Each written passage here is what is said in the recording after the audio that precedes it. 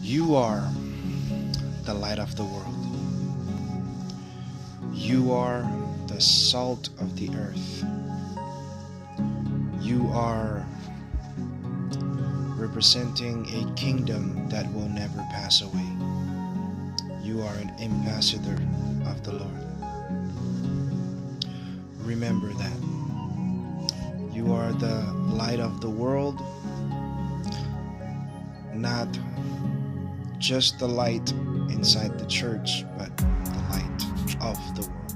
That means you go out and shine for Jesus, and Jesus will get the glory in the end.